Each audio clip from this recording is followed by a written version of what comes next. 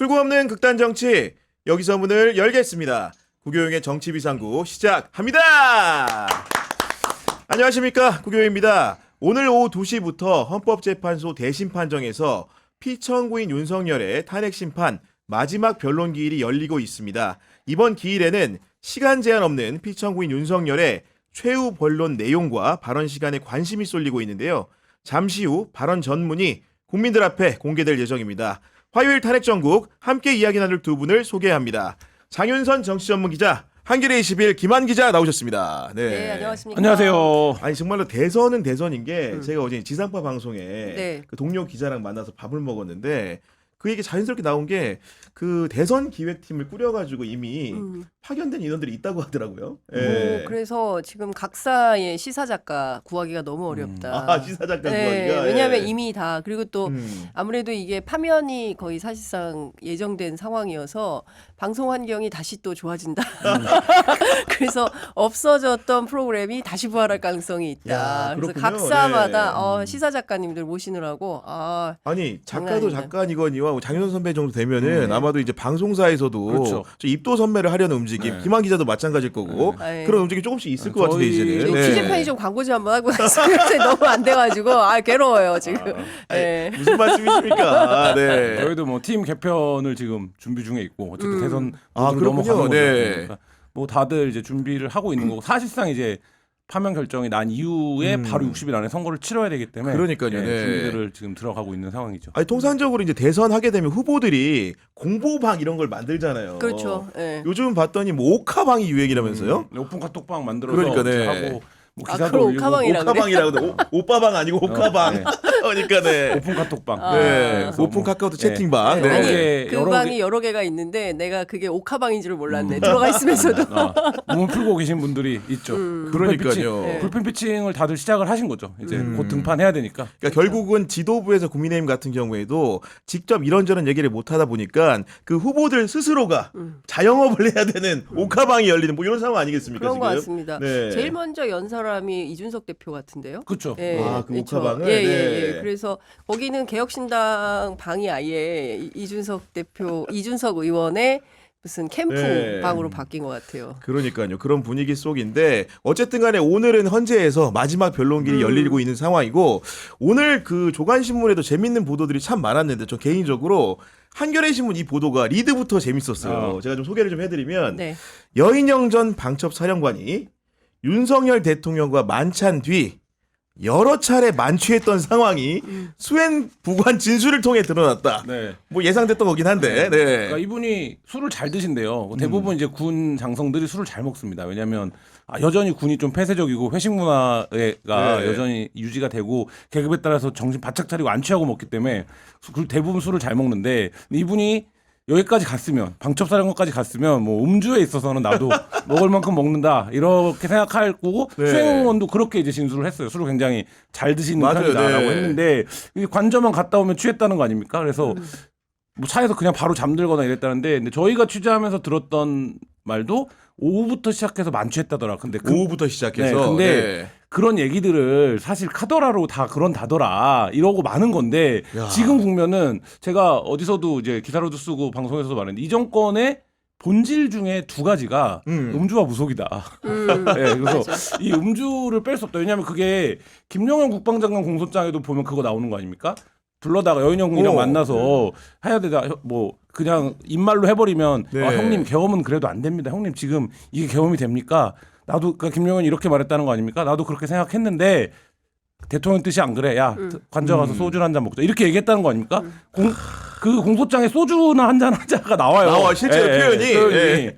그러니까 그런 정도니까. 그래서 국방부 장관과 방첩사령관이 네. 그 중요한 일을 결정하는데 관저에 들어가서 그게 아마 주말일 겁니다. 관저에 들어가서 대통령이랑 오후부터 통음했다. 이런 거니까 야. 이 정권의 어떤 한 본질이죠. 아니 그러니까 비상기엄 그 날이 12월 3일이었고 네. 그로부터 사흘 전인 11월 30일에 여인연정 사령관도 그 피청구인 피고인 윤석열과 이제 술을 마셨던 겁니다. 만찬을 참석했다는 것이고 네. 당시 상황에 대해 수행 부관이 또 세부적인 진술을 이렇게 했는데 내용을 보니까 근데 원래 교회 다니는 사람들은 술 안 먹지 않아요? 아니 모르겠는데 어쨌든 간에 수행부관의 설명이 또 가관인데 네. 우리 사령관님이 술이 굉장히 센 편인데 그날은 어느 순간 보니까 주무시고 계신 것을 봐서 꽤 많이 드셨구나 생각했다 뭐 이런 얘기까지 나옵니다 지금. 예. 아니 근데 사실 윤석열의 술버릇과 관련해서는 여러 가지 그 설설설들이 돌아다니지 않습니까? 특히 뭐 기자들과의 술자리도 견적이 세게 나온다. 네. 한 번 술을 마시고 나면 뭐 노트북 잃어버렸어요, 휴대폰 깨졌어요, 안경 잃어버렸어요. 그래서 사고 처리 비용이 꽤 많이 나온다면 이제 이런 소문이 있었는데 검찰 때 하던 버릇을 대통령이 돼서도 계속 하는 이어간 거죠. 것이다. 예. 네. 근데 이제 분야는 더 넓어진 것 같아요. 뭐 국무위원들은 안 마셨겠습니까? 군인들 불러다가 이 정도까지 마실 정도면 뭐 다중다기한 계층들을 불러다가 네. 뭐 국회의원들은 말할 것도 없죠. 국민의힘 의원들은 뭐 수시로 멤버들도 있었다는 거잖아요. 그리고 다 연락이 안 되는데 윤상현 의원 같은 경우 오후 4시에 전화, 그래 들어와, 한 잔해. 뭐 이런 컨셉이었던 거니까 모든 게 어쩌면 김한 기자 설명대로 음주와 무속으로 연결된 어떤 키워드를 가지고 국정 운영을 했던 거 아니냐. 그러니까 기가 막힐 노릇이다라는 아니, 생각이 그리고, 드는 거고. 네. 그리고 또 하나는 실제 술 마시면서 불쾌해진 가운데 비상대권 얘기를 했다는 거잖아요. 이거 안 되겠어. 다 때려잡아야지. 이거 이대로 하다가는 일이 안 돼. 뭐 예산이면 예산, 그다음에 뭐 인사면 인사 다 탄핵시키고 하니 이거 일이 되겠니? 안 되겠다. 확 없자. 이렇게 했었던 거 아닌가 싶고 경우에 따라서는 대단히 감정적인 그리고 어떤 개인의 호불호에 따라서 뭐 체포영장도 좀 납득이 안 되잖아요. 무슨 맥락이 있어야 되는 그렇죠. 예. 근데 맥락이 있어야 되는데 그런 것도 다 이해가 안 되는 걸 보면 기분대로 움직여서 비상계엄까지 간 것은 아닌가라는 생각마저 들게 합니다. 아니 그리고 시기가 아까 비상계엄 사흘 전이라고 말씀드렸는데 이쯤 되면은 한 도원 결의주 이런 거 되는 거 아닙니까? 지금 보니까 그런 거 아니에요? 예. 11월 30일 굉장히 중요한 날인데 이날 지금 뭐 정확하게 확인이 되진 않고 있지만 김건희 특검법 처리와 관련해서 여당 지도부와 논의를 하고 싶어 했는데 그게 좌절됐다라는 얘기가 있어요. 그러니까 좌절이라는 건 뭡니까? 대통령실에서 이거 우리 마음대로 컨트롤이 안 되겠는데 그게 이제 11월 30일 오전 상황이라고 지금 하고. 아 그렇군요. 예. 네. 그러면 그때 그래서 윤석열 대통령 측이 그러면 이게 특검이 통과되는 거네. 한동훈 측이 한동훈계가 넘어가는 거네라고 네. 판단을 한 게 최종적으로 판단을 한 게 11월 30일이다. 지금 이렇게 보면 그날 오후에 그 방첩사령관과 국방장관 부른 거 아닙니까? 이 얘기 보면 이게 뭐 지금 말씀하신 표현을 뭐라고 하던 도원 결의주를 근데 만취하진 않죠. 근데 어쨌든 그렇게 오후에 판단을 네. 최종적으로 그러니까 예를 들면 비상계엄에 대한 판단, 그러니까 뭐 윤석열이 스스로 헌법재판소에 나와서 얘기했던 내가 이거를 하려고 했으면 왜 평일에 했냐, 주말에 했으면 내가 할 수 있었는데, 근데 모종의 11월 30일에 결심할 수밖에 없는 어떤 계기가 있었다. 이거를 보여주고 또 한 가지는 뭐 정규제 논설위원 같은 사람도 지적했지만 정신검증 받아야 된다 이런 얘기 하는 거잖아요. 그 이유가 뭡니까? 이렇게 중체하기로 했어요. 4월달부터 논의는 계속해왔어. 그러니까. 울분에 차서 울컥하는 마음에 그 얘기를 계속해왔어. 근데 11월 30일 날 그래 하자. 라고 하면 이날은 뭘 해야 되는 겁니까? 플랜 A는 어떻게 흘러가는 거야? 여긴 병력이 어느 정도 들어오는 정말 철두철미하게 해야 그렇죠. 되는데. 정상적인 사고방식을 합리적인 일처리가 가능한 사람이라면 최소한 이날은 그런 얘기를 했어요. 술 안 먹고. 네, 술 안 네. 먹고. 근데 그게 아니라 이날 사실 부대 동원 병력이나 정도로 보면 방첩사는 말하자면 그러니까 엑스트라 부대인 거지 이 계엄을 수행할 수 있는 말하자면 본진은 아닌 거잖아요. 그렇죠. 그런데 네. 자기 마음에 맞는 사람, 뜻에 맞는 사람을 불러다가 또 이날도 술을 이렇게 먹었다. 그리고 이 업무를 수행해야 되는 핵심적인 자리에 있는 사람을 대치시켰다. 이게 지금 이게 대통령의 정신 상태를 그대로 적나라하게 보여주는 장면이다. 근데 당시의 정세를 조금 더 세분화해서 볼 필요가 있는데 앞서 말씀 주신 대로 이제 소위 한동훈 대표의 국민의힘 네. 당원 게시판 사건이 터지잖아요. 네네네. 당원 게시판 사건이 터지면서 한동훈 대표가 수세로 몰리면서 사실상 김건희 특검법을 수용할 의사를 내비치는 게 11월 30일, 12월 1일 그 어간이에요. 그러면서 다급해지고 그 동시 패션으로 어떤 게 있냐면 명태균 측에서는 소위 얘기하는 황금폰 그다음에 USB 안에 담겨 있는 내용 가운데 엑기스만 따로 모아서 그걸 별도의 저장 장치에 담습니다. 담아서, 네. 그렇습니다. 여기에는 뭐 오늘 공개된 내용을 포함해서 뭐 윤석열과의 대화 내용도 있고 일설에는 48분간 경로 얘기도 포함되어 있고 뭐 다중다기한 내용들이 응축된 하여간 이거 터지면 엑기스. 이거 터지면 예. 우리 다 죽는 거야. 어. 뭐 약간 이런 컨셉의 내용을 그때 이제 명태균 씨가 구속이 됐었고 기소되기 직전이에요. 그러니까 기소가 12월 3일 날 되지 않습니까? 공교롭게도. 네. 네. 그러니까 그 어간에 이거를 보내요. 그러니까 그때 이제 남상권 변호사가 뭐라고 얘기하냐면 우리가 갖고 있다는 것을 김건희 측이 알도록 건네주었다라는 표현을 해요. 그러니까 그건 무슨 얘기냐면 응축된 엑기스만을 모아서 전달하고 우리가 이거 갖고 있으니까 예컨대 제가 보기에는 약간 SOS겠죠. 나 이걸 갖고 있으니까 구속시키지 마. 네. 라거나 뭐 거래 혹은 딜 이런 걸 하려고 했었던 것은 아닌가. 근데 어쨌든 그게 안 된 거죠. 그러니까 여러 가지로 상당한 압박이 있었던 거다.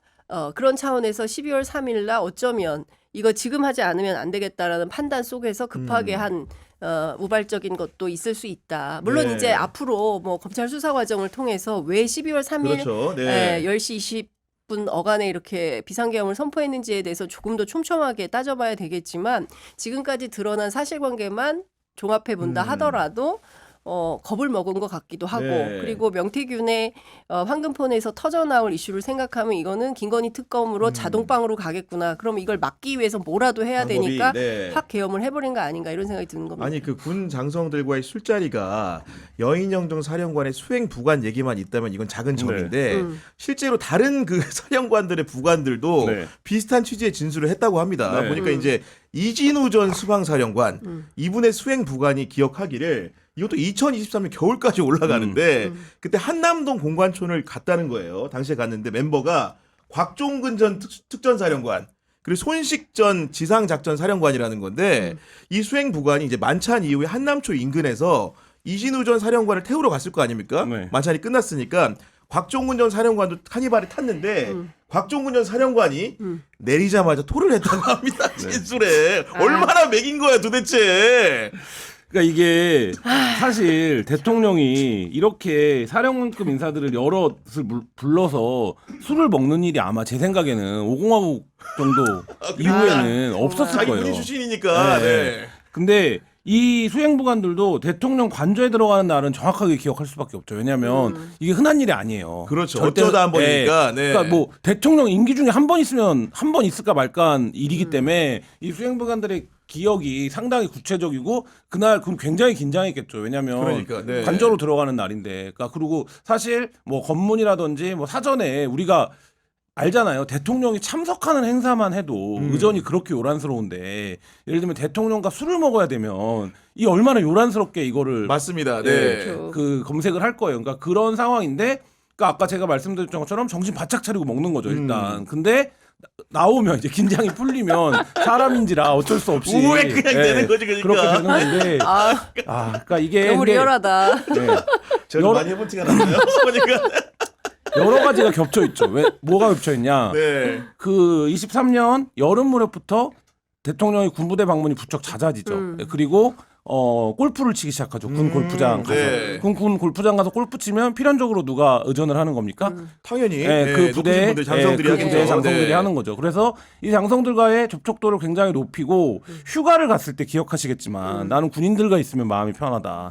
뭐 이런 얘기를 하고 지금 이제 그 국회에서 국정조사에서 밝혀진 내용입니다만 그 김태호 씨가 자기 본인의 어떤 관할 범위를 넘는 부대 방문을 하고 예를 들면 그게 그 부대가 어디 있는지도 사실 모르는 부대인데 HID 부대. 네, HID 부대를 뭐 이런 것들을 종합해 보면 23년 그러니까 지금 윤석열 대통령 공소장에 보면 4월 달부터는 최소한 준비를 한 네. 것으로 보이는데 이 시점 이후 무렵부터 군과의 접촉 그리고 사령관 등과의 만남 이게 이제 잦았다라는 게 확인이 되는 거고 근데 아까 말씀드렸던 것처럼 이 정부는 낮에 이런 회의 자료 페이퍼 두고 만나지 않습니다. 저녁에 공간으로 불러서 때려 마시고 형 믿냐 못 믿냐 나오고 뭐 이렇게 가는 거예요. 그래서 형님 동생하고. 네. 네. 그래서 이 공소장들이나 진술 내용들을 보면 이들이 교묘하게 달라요. 뭐가 다르냐면 김용현이랑 있었던 자리에서는 대부분 말렸다고 해요. 아. 네, 나는 말렸다. 근데 결국엔 나중에 행동한 거를 보면 곽정근 여인영 다 마찬가지로 굉장히 적극적으로 행동했잖아요. 그 당일 12월 3일 당일에는. 그러니까 이게 뭡니까? 김용현한테는 형님 그거 안 됩니다. 지금이 시기가 어느 시기인데 계엄을 해요. 나는 그러면 네. 명령 애들 말 안 들어요. 이렇게 얘기를 하다가 대통령 만나면 대통령은 그거 외에는 방법이 없다. 이렇게 가니까 그리고 너 이거 유튜브 봐. 내가 유튜브 보내줄게. 진실의 방으로 안내하는 거죠, 네. 그러니까. 네. 그래서 노상원이 그렇게 유튜브로 그 링크들을 보내줬다는 거 아닙니까? 그렇게 되는 과정이 그러니까 나름의 이들에서는 이들도 야 지금 이게 계엄이 되는 건가? 이 대통령이 농담하시는 건가? 취한 건가? 라고 생각을 하다가 이 횟수가 잦아지고 그러니까. 이거를 접촉해오는 강도가 세지고 이러다 보니까 12월 3일까지 끌려 들어갔는데 제가 보기에는 그 이후에 12월 3일 날 국회에서 보좌관들과 시민들을 마주치면서 한번 현타가 온 거죠. 그러니까 역시 역시 이게 안 되는 역시나. 일이었어. 네. 안 되는 일 이런 거고. 근데 당일에는 사령관급들은 대통령과 직접 접촉. 그러니까 그 진술 보면 묘하게 일치해요. 그러니까 일관돼요. 그러니까 대통령과 직접 접촉을 했던 이들은 그날 당일에도 뭔가 열심히 해보려고 합니다. 근데 그 밑에들이 안 움직이는 거잖아요. 그러니까 그렇지. 그 어떤 상황을 좀 보여주는 게 아닌가라는. 아니 그러니까 그 윤석열의 말을 빌어서 설명을 해준 건데 군인들을 만나면 마음이 편하다. 본인은 마음이 편하겠죠. 근데 만나는 군인들은 처음에 반신반의하고 엉뚱한 비상수단 대권을 얘기하니까 얼마나 당황했겠습니까, 솔직히. 근데 이런 거죠. 그러니까 그 김용현만 하더라도 그 육사 선배이고 네. 그리고 뭐 이러저러한 대화가 뭐 가능할 수도 있다고 음. 생각할 수 있죠. 근데 김용현조차도 그런 얘기를 해요. 검찰에서. 대통령이 뜻이 완고했다라는 얘기를 하거든요. 그러니까 무슨 얘기냐면 윤석열의 뜻이 너무 강하니까 꺾을 수가 없는 거예요. 네. 그리고 일종의 이제 뭐 북한으로 치면 최고전엄 이런 거잖아요. 자기들 상명하복 조직에서. 그렇죠. 네. 대통령이 저렇게 결심을 했는데 뭐 계속 뭐 무슨 보수 유튜버 이런 거 극우 유튜브 같은 거 보내주면서 이거 보라고 하고 그리고 군 같은 경우에는 명령에 불복종하면 항명인데 뭐 군복 벗을 거 아니면 협조해야 되거나 저는 존재론적 고민이 굉장히 많이 있었을 것 같고 일부 그러니까 곽정근 사령관은 좀 고민이 많았을 것 같고 이진우 뭐 여인영 이런 사람들은 야 이참에 협력해가지고 출세 한번 똑바로 해보자 이런 생각도 했었을 네. 것 같아요. 그래서 제가 보기에는 아주 디테일하게 들여다봐야 된다. 사령관들의 경우에는. 맞아요. 네. 그래서 각각의 어떤 특징이나 이런 걸 잘 봐야 될 것 같다라는 생각이 좀 들고 현장에서는 현장 지휘관들 저는 그 지난 월요일이죠. 네, 지난 내란 국조에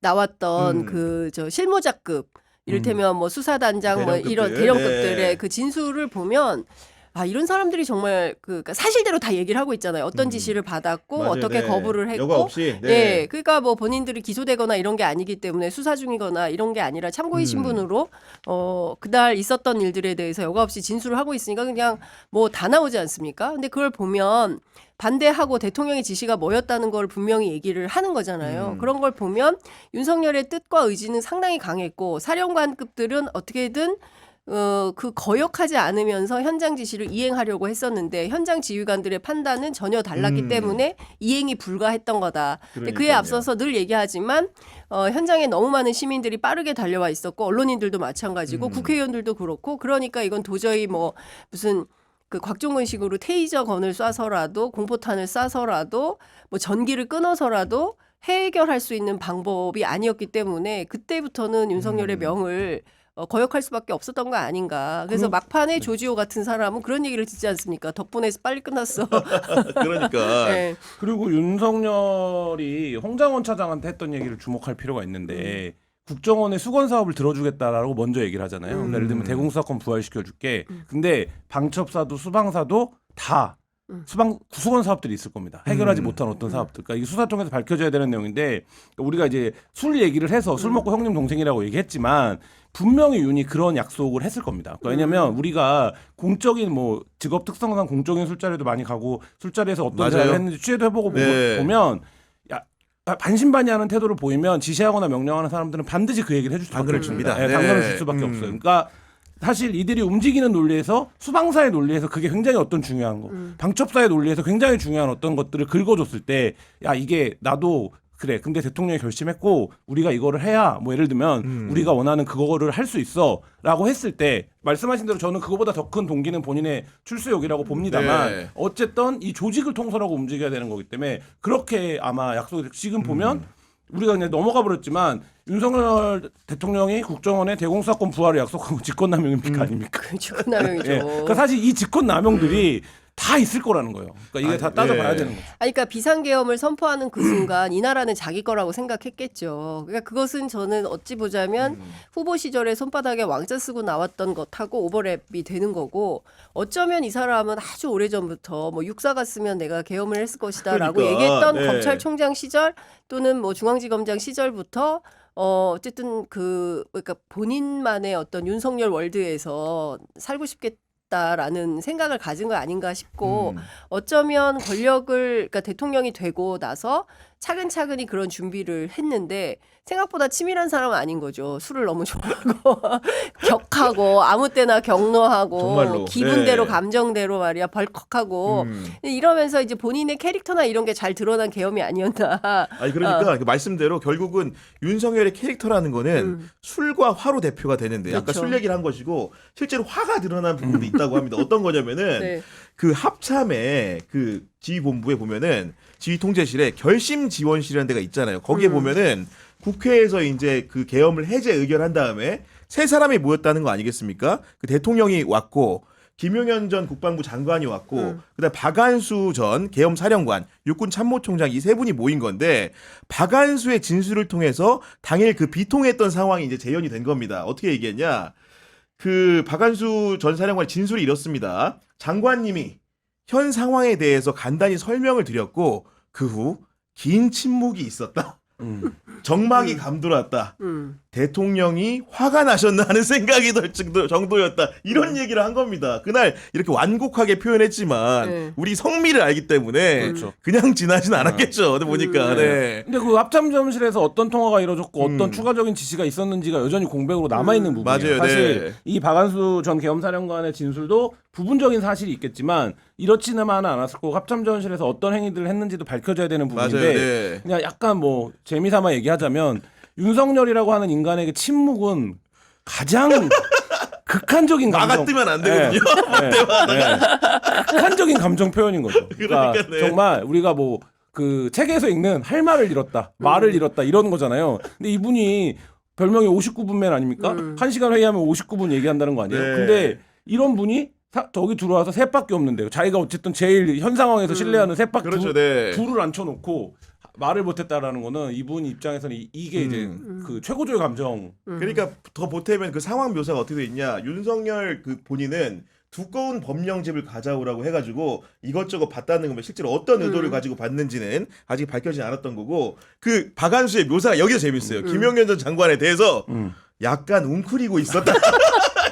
무서웠나 봐요. 보니까 네. 한 대 맞을 것 같다 이런 생각을 한 건가? 아니 뭐 지금 나온 것 중에 그런 얘기 있는 거잖아요. 그러니까 내가 그걸로는 병력이 그걸로는 안 된다. 500으로 안 되니까 1000명 넣으라고 했잖아. 했고 뭐 이제 뭐 이런 이런 얘기를 했다는 네. 거잖아요. 근데 그렇죠. 이제 뭐 김용현은 작전을 짜는 장교가 아니었기 때문에 네. 그 작전은 노상원이 아마 주도를 했던 그러니까요. 것으로 보이고라고 하면 김용현은 근데 어쨌든 최소한 인력을 투입을 해갖고 효율적으로 이거를 진행하는 그것도 사실 제가 보기엔 누가 보고를 해줬겠죠.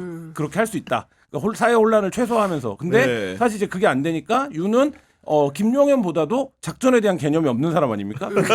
야, 군대도 안 갔는데 군대도 안 기본적으로. 갔고 예. 그러니까 야, 그게 아니라 압도적으로 물량을 넣었어야 이게 되는 건데 뭐 이런 생각을 가졌겠죠, 당연히. 근데 저는 결심지원실에서 모르긴 몰라도 이제 비상계엄이 그 생각보다 한 이틀은 걸릴 거라고 생각을 했다는 맞아요, 거잖아요. 네. 그런데 예상보다 빠르게 해제가 돼버렸고. 해제가 돼버렸고 그리고 시민들이 생각보다 너무 많이 왔고 국회의원들이 예상보다 빨리 도착했고 잠깐만 이걸 어떻게 없지라고 생각을 했을 거 아니겠어요? 그래서 뭐 총을 쏴서라도 도끼로 문짝을 부수고라도 들어가서 아직 그 인원들이 다 모이지 네. 않은 것 같으니까 끄집어내라라는 지시를 했다는 거잖아요. 그리고 조지호 청장이 6번 정도 통화를 했는데 상당히 다급했다. 대통령이 굉장히 다급한 느낌이었다라는 거니까 본인 입장에서는 이 계엄이 뒤집어지면 그 다음에 끝장이다. 그렇죠. 네. 자기 인생은 끝난다. 그렇기 때문에 이 계엄은 반드시 성공해야 되는 건데 막말로 얘기하면 이 사령관들과 현장 지휘관들이 말을 안 듣는 거예요. 그러니까 당이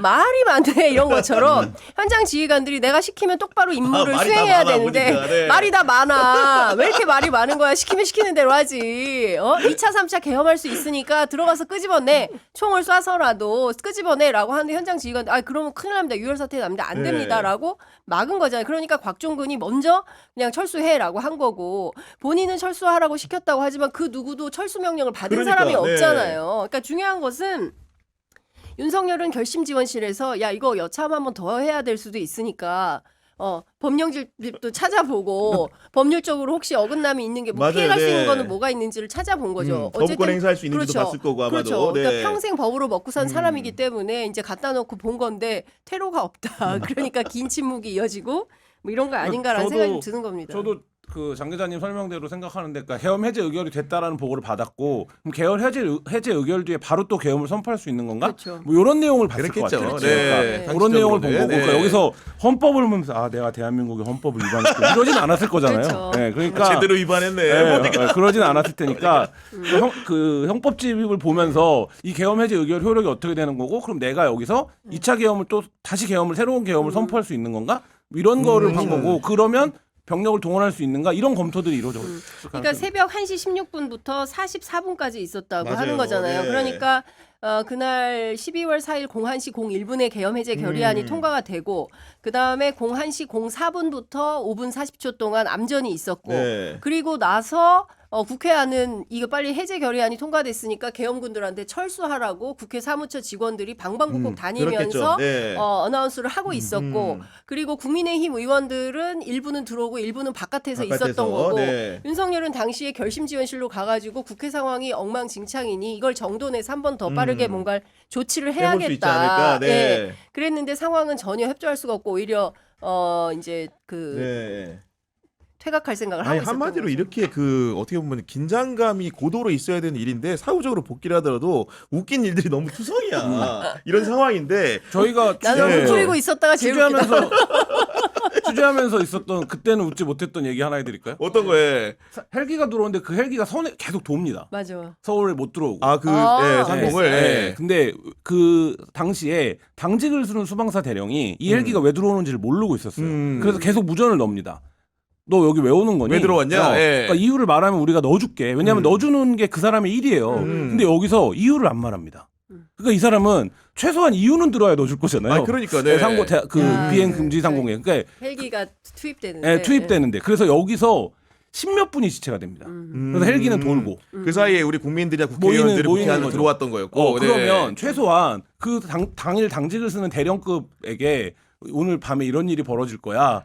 라는 고지를 해줬으면, 사전 공유를 했다면, 했다면 그분이 어떤 선택을 했을지 몰라요. 그렇죠. 예, 근데 당일에 아무런 공유도 받지 못한 거예요. 근데 이분 입장에서는 야, 내가 여기 비행 금지 다 책임지는 현장 책임자인데 대령인데 나. 근데 나한테 말도 없이 작전을 해? 뭐 이런 기분이 당연히 들지 않겠어요? 그러니까. 근데 요소에 그런 일들이 있어요. 그러니까 노상원의 수첩을 보면 무시무시한 계획도 준비를 했지만 실제로 그게 톱니바퀴처럼 돌아가는데 필요한 적재적소의 인물들을 포섭하거나 섭외하거나 계획에 동참시키는 데는 작업은 하지 않았다. 아니 할 수가 없어요. 생각해 보십시오.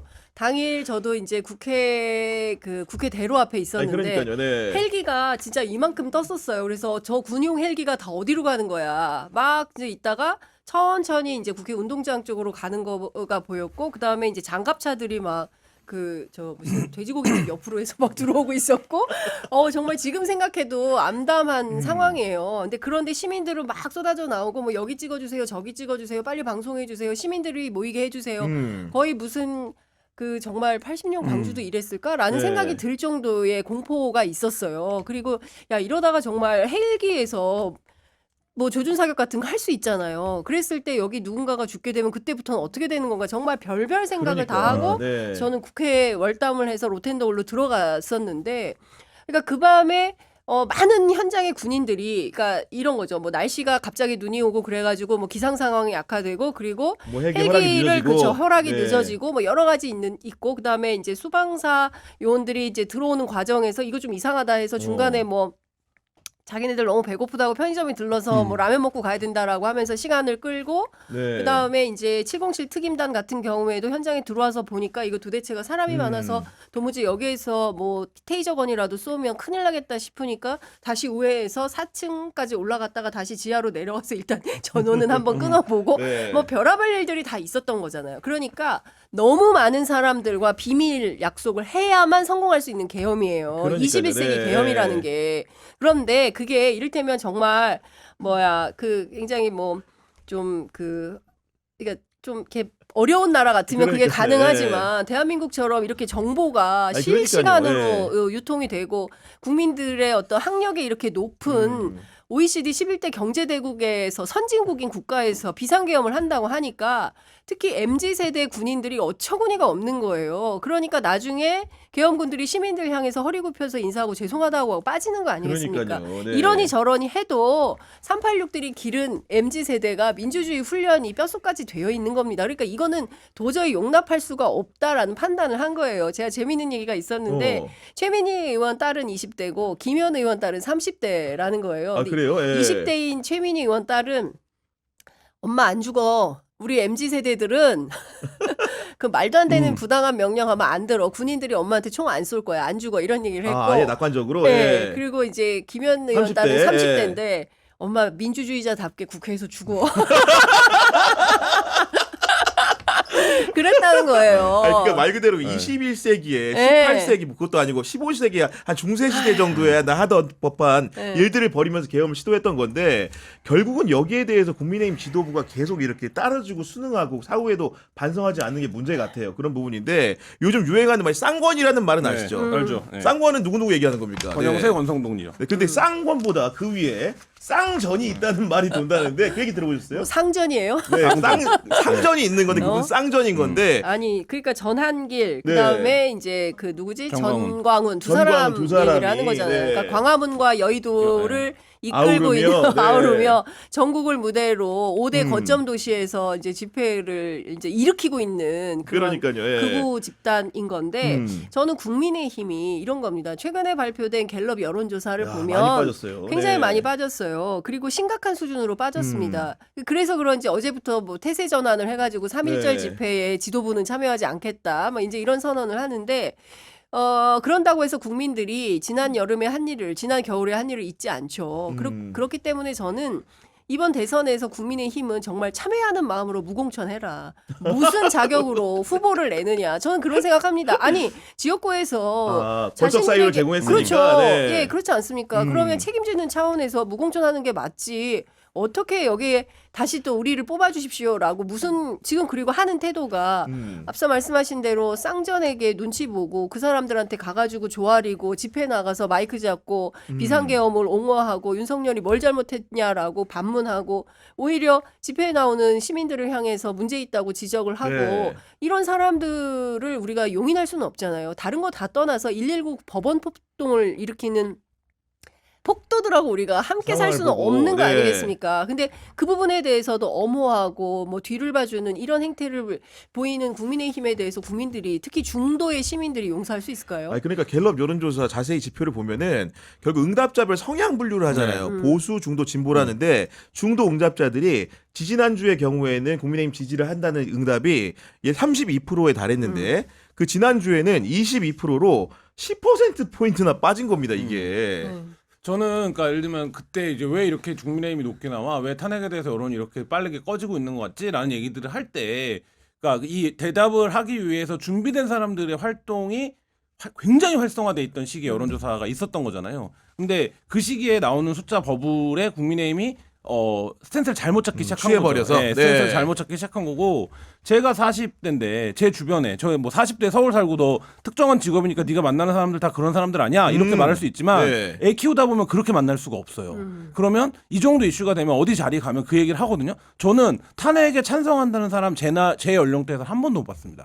실제로. 그러니까 예를 들면 윤석열이 잘했냐 못했냐에 대해서는 서로 의견이 다를 수 있는데 네. 이 말하자면 계엄과 탄핵에 있어서는 최소한 아까 말씀하신 것처럼 어느 정도의 말하자면 교육 수준과 판단 능력을 가지고 있는 사람들은 다 판단을 갖고 있는 거예요. 근데 이들은 나는 근데 정치에 관심 없어요. 나는 그래서 여론조사 응답 안 해요. 이러지만 이들이 그렇다라고 해서 투표 안 하는 사람들 아니거든요. 나가서 하는 겁니다. 네. 그러니까 그 부분에 있어서의 운동장은 이미 판단이 끝난 상태였다라는 게 보여지고 다만 언론이 보기에 이들이 순회 집회를 하고 뭐 대구에서도 뭐 10,000명 이상 모이고 뭐 이런 과정들이 뭔가 이게 기층에는 이 여론이 있는 거 아니야라고 하는데 이 부정 선거론을 바탕으로 하는 극우 기독교와 극우 세력의 집회는 사실 10년도 더 된 일입니다. 10년도 더 된 일이고 이게 특정 이슈가 올 때마다 불이 붙어서 이 사람들이 모여서 나가는 뭔가를 건데, 네. 해왔던 그 사람들이 거예요. 그 사람들이에요. 네. 뭐게 뭐 이를테면은 부산에서 뭐 이렇게 많이 모였대. 동대구역에서 13,000이 모였어.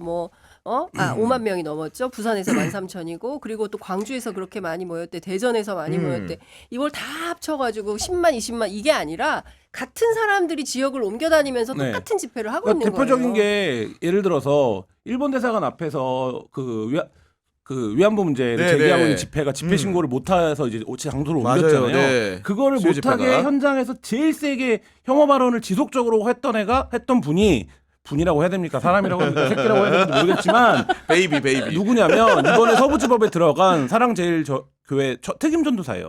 그렇구나. 네, 그 그룹이 네. 몇 년 전부터 그런 활동을 하다가 지금 여기까지 와고 결국엔 서부지법 들어갔다 구속된 거거든요. 그러니까 이 세력들은 있었던 세력들이에요. 있었던 세력들인데 지금 이제 그게 보수의 여론이다. 이렇게 가는 게 뭐 장성철 소장이나 이준석 의원 같은 네. 의원들 말하지만 망하는 거예요. 그러니까 그거를 그렇게 해서 한번 망했던 선거가 황교안 체제 때 선거예요. 아니 그러니까 이게 또 이제 망할 수밖에 없는 길로 들어가는 건데 얘기를 들어보면 국민의힘 아직 정신 못 차린 것 같다라는 겁니다. 그리고 지도부가 이거를 끊고 그 1호 당원인 윤석열에 대해서 해임 시키고 그리고 이제 정상적인 보수의 길로 간다면 모르겠지만 그게 아닌 다음에는 제가 보기에는 정말 그야말로 보수 괴멸의 길로 스스로 아니, 걸어 들어가는 꼴이다. 그리고 이게 하다 어떤 상황이냐면 대선을 앞두고 있다 보니까 당원들 특히 극우적인 사람들의 지지를 받아야겠다고 생각해서인지 그 김상욱 의원 있잖아요. 네. 이분 같은 경우에 어떻게 보면 친한계 대표 주자이기도 했고 여러 가지 소신 목소리를 내왔는데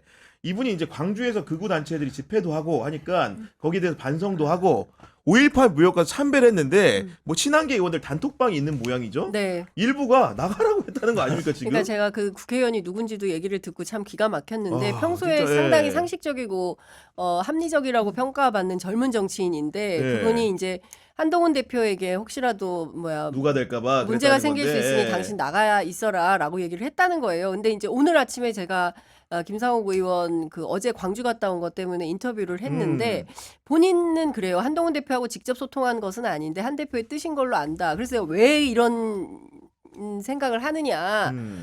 오히려 적극적으로 그 함께 하면서 그러니까 김상욱 의원하고 행보를 같이 하면서 그렇죠. 네. 오히려 당 내부에 있는 소위 이제 적폐라는 표현이 뭐 적합한지는 모르겠지만 극우와 싸우면서 건강한 보수로 나아가자라고 내부에서 정치 투쟁을 하는 것이 오히려 한동훈의 길이 아니겠느냐 이제라고 얘기를 했더니 일단 경선을 해야 되니까 경선 과정에서 표가 빠질 수 있으니 잠시 좀 떠나 있어라라는 뜻으로 이해했다라는 겁니다. 그런데 만약에 한동훈 대표가 저는 그런 식이라고 한다면 글쎄 해보나마나 아닌가 싶어요. 이제 국민들이 바라는 다수의 네. 중도 뭐 보수가 됐든 중도 지형에서 원하는 대한민국의 바람직한 보수는 5.18 앞에 떳떳해야 되고요. 4.3에 대해서도 떳떳해야 그렇습니다. 되고요. 네. 군사독재에 대해서 분명하게 자기 입장이 있어야 됩니다. 그리고 다른 거 다 떠나서 이번 12.3 내란과 119 법원 폭동에 대해서 분명한 가치 판단을 가지고 헌법수호하지 않는 세력과는 연대연합할 수가 없다라는 선긋기를 확실히 해줘야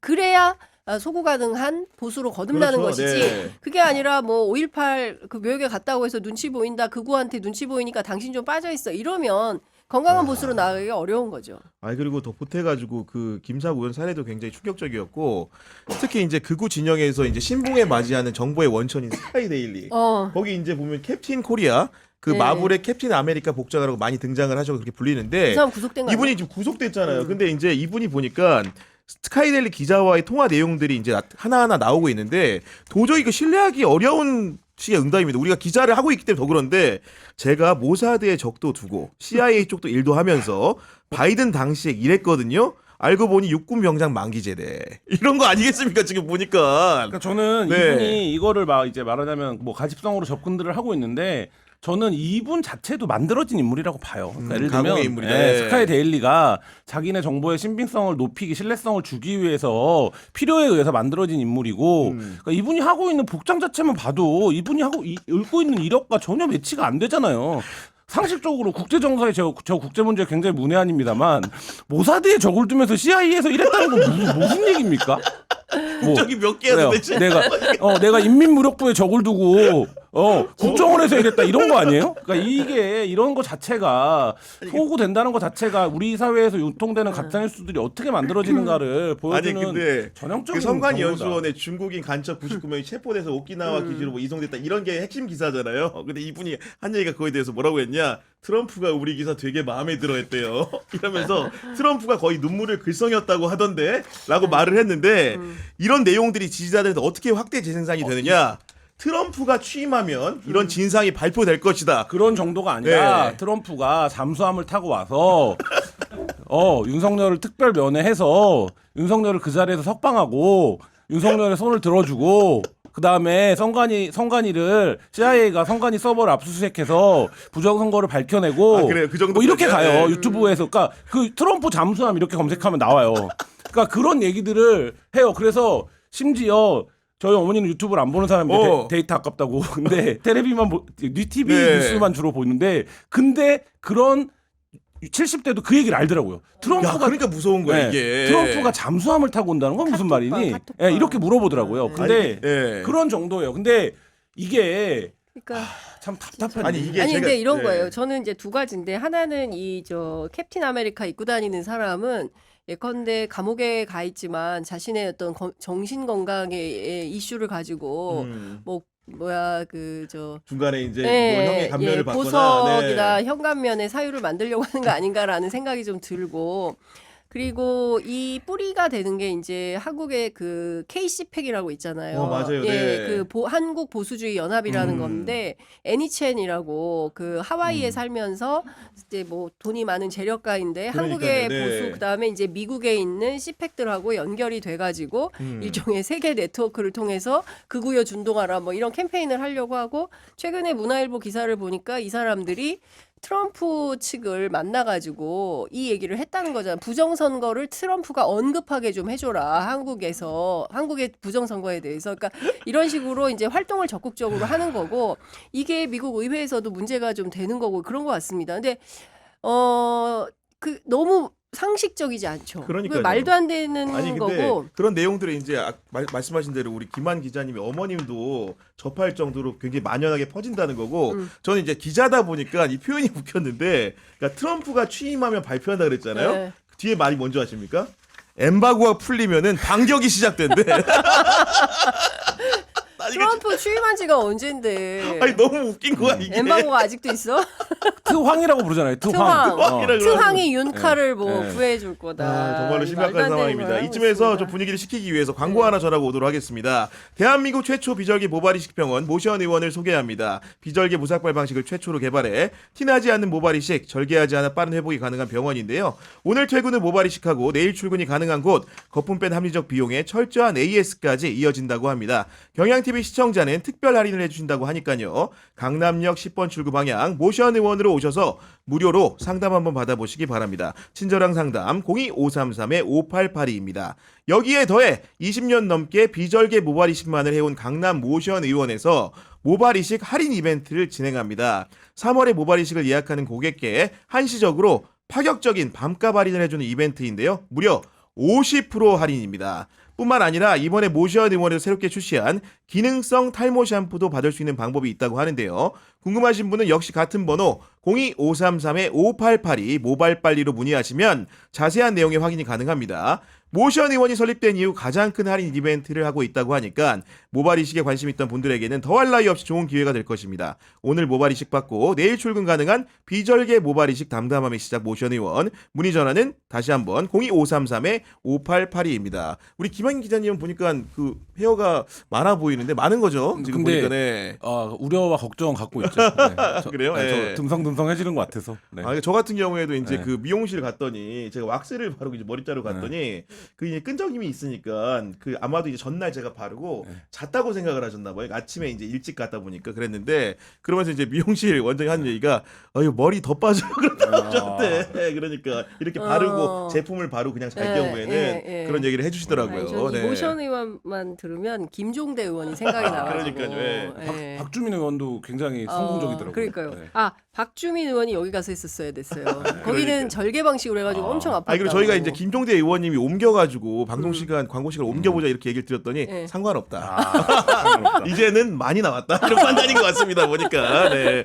이어서 명태균 게이트 얘기를 안 해볼 수가 없습니다. 어제 이제 주진우 기자가 시사인과 뉴스 공장을 통해서 공개를 했는데 김건희 여사의 통화 녹취 말로만 들었는데 드디어 음성이 나왔습니다. 네. 그렇습니다. 드디어 음성이 나왔고 그 2022년 5월 9일 오전 10시 40분 그리고 그 이어진 명태균과 강혜경의 대화를 통해서 이제 완전체가 됐어요. 그러니까 사실상 김영선 공청과 관련해서 내가 해줘라 했는데 말이 맞네부터 시작을 해서 어제 그 김건희 씨의 육성을 통해서 확인을 한 내용을 종합해 보면 어쨌든 그냥 밀라는 거잖아요. 밀기로 했으니까 그냥 밀라고 했으니까 걱정하지 마시고 잘 될 거예요, 선생님. 뭐 이렇게 얘기를 하고 있잖아요. 그러니까 김영선 공천에 대해서는 빼박인 거다. 완전 빼박이죠. 두 사람이 완전 빼박인 거고 저는 그 뒤를 보면 이 두 사람이 이 빼박인 증거를 어떻게든 없애거나 문제적 상황을 만들지 않기 위하여 12월 3일 날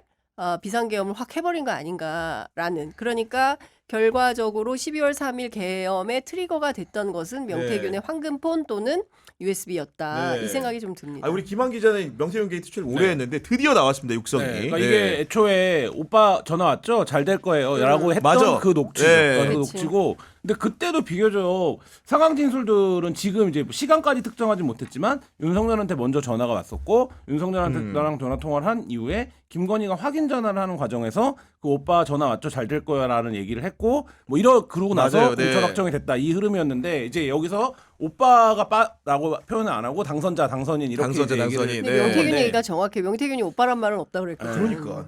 저도 거기서 약간 섬뜩했거든요. 근데 명태균이 계속 이제 주변 사람들한테 이 얘기를 하는 과정에서 김건희가 대통령을 오빠라고 부른다라는 얘기를 해서 그게 그래서 전화 온 거 아니야? 오빠 전화 왔죠? 잘 될 거라고. 아니 근데 자기가 빙의해서 얘기를 하잖아요.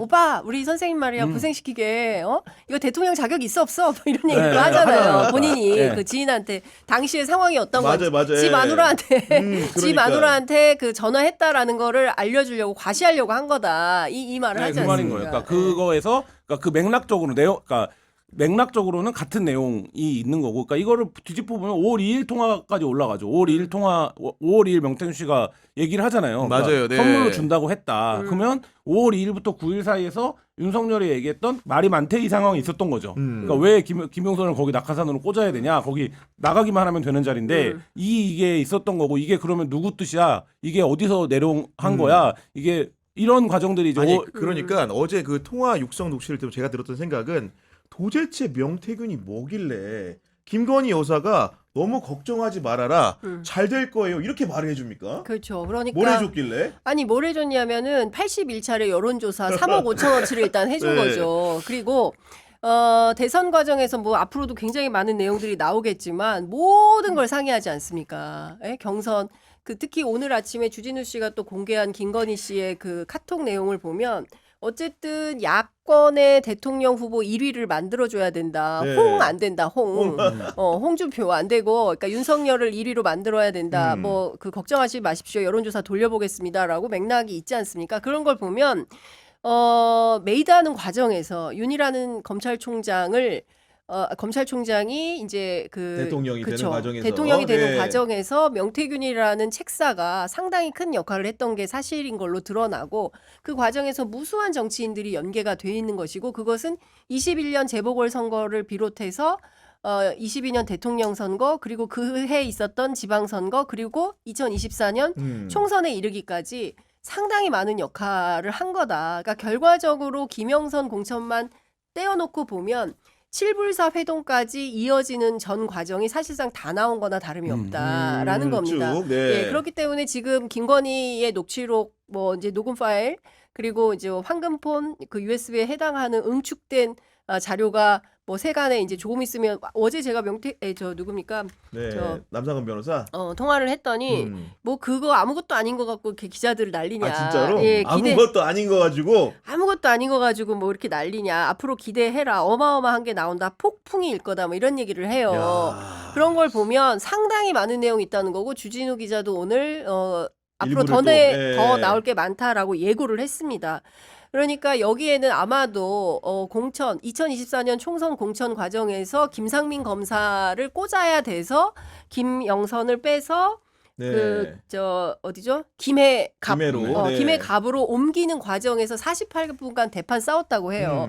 그러면 그 48분간 대판 싸운 내용이 다 공개된다고 하면 어마어마한 내용이 나오지 않겠습니까? 그동안 있었던 거 다 얘기했을 거 그렇겠죠. 아니에요. 네. 어제 그 통화에도 녹취에도 예고편이 좀 있는데 여기 김건희가 뭐라고 얘기하냐면 권성동 윤한홍이 반대하는 거잖아요. 이렇게 얘기를 해버리거든요. 그 얘기는 뭐냐면 이들이 대통령을 만드는데 어쨌든 핵심들이잖아요. 맞아, 핵심들이고 예. 윤한홍은 여기가 자기 지역구 있는 지역이란 맞아, 말이에요. 예. 그러니까 이 공천은 윤한홍이 했어야 되는 거예요. 그러니까 예를 들면 이들도 그 정도는 보장을 받았어야 캠프에서 일을 할 수 있었던 거예요. 그리고 이때 권성동이 위원장으로 있던 강원도 재보선도 있었습니다. 그렇지. 예, 네. 그러면 이 핵심적인 그 도에서 공천권을 행사해야 되는 사람들을 거론한 거예요. 그러니까 이 김건희, 명태균이 누구 라인인지를 보여주는 거고, 그 다음에 김건희가 그때 우리가 찐윤이라고 불렀던 인사들보다 정무적으로 위에 있었다라는 거를 그 한 문장이 사실 다 보여주는 거죠. 그리고 이런 증거 관계가 돌출되는 걸로 봤을 때는 지금 서울중앙지검으로 창원지검 수사팀이 올라와 있는데 네. 결국은 우리가 누가 다음 타깃이 될 것이냐 이렇게 얘기를 하는데 네.